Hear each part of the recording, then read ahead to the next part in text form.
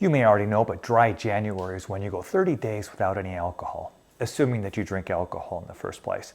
It's probably a good time for a reset, especially after all the celebrations of the holidays. It started about 10 years ago in the UK, but it's really caught a lot of traction here in the US. And I know that myself and Elizabeth, we are definitely participants in dry January. In this video, we're going to go over 5 very important reasons why you should consider going dry as well in January, especially if you're over the age of 50, like Elizabeth and I are. Make sure you keep watching, because at the end of the video, I'm going to go over 3 pro tips to help you maintain your challenge of dry January. But first, a shout out to my Seahawks. They need a little help getting into the playoffs. Go Hawks.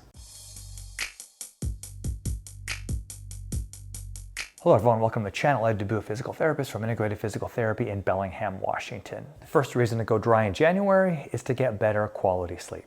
Now, at 55, I know that sometimes sleep is a little bit of an adventure, and so I'm going to try to do everything that I can to get a good night's sleep. And so alcohol is a depressant, so it may make you feel a bit drowsy and you think it helps you fall asleep, but the quality of sleep that you get with alcohol isn't nearly as great, and it's very fragmented. So you may think that you're sleeping better, but you're really not, and it can make things like sleep apnea worse. Reason number 2, weight management. Almost all my clients that go dry in the month of January, as a side effect, and sometimes positive, they end up losing weight, because so many times alcoholic drinks are kind of high caloric. So if you want a quick and easy way to drop a few holiday pounds, not drinking alcohol is a good way to go about it. Third reason to go dry is really important, because unfortunately alcohol has been associated with many chronic increases in cancer. Breast cancer, colorectal cancer, liver cancer, and even head and neck cancers. So stopping alcohol for 30 days is a great way to reduce your overall risk of cancer, and then hopefully when February rolls around, you're not drinking as much and you're taking care of your overall health. Number 4, alcohol through a cascade of events increases inflammation. So that joint pain that you're having, you might not think that the couple beers that you're having has anything to do with that, but alcohol, especially over chronic exposure, can increase inflammation. And remember that many long-term diseases that we get, especially into our 6th and 7th decade, are a result of chronic inflammation, like diabetes and cardiovascular disease. And finally, the 5th reason to go dry in January is to save money.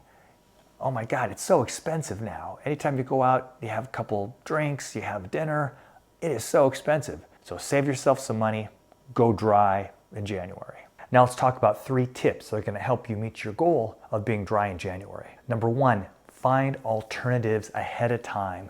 So for example, the guys and I like to play a little poker. So I love IPAs. So what I've been doing is taking the non-alcoholic IPA, Athletic Brew. It's pretty good.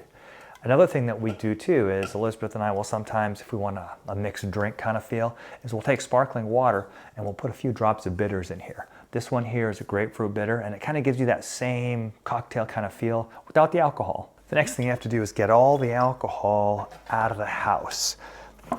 You don't want it in your cabinet so that every time you open up your cabinet, you're tempted to have alcohol. So take it all, get it out of the house, put it in the garage, but get it out of eyesight. And the last tip I have for you is to tell your family and friends what your plans are for the month of January. If you use social media, put it out on your Facebook page and let everybody know that you're going dry for the month. And so rather than having to answer question after question, this way you might even get some support from your family and friends and help you and not tempt you in your endeavor to go dry in the month of January. If you're over 50 and you want to join our Facebook group about healthy living and learn more about not just dry January, but everything health related, I'll put a link down below and we'll see you on the inside. Thank you very much for watching. If you found the video helpful, please share it with your friends, subscribe, and I'll see you at the next video, and root for the Seahawks in the playoffs.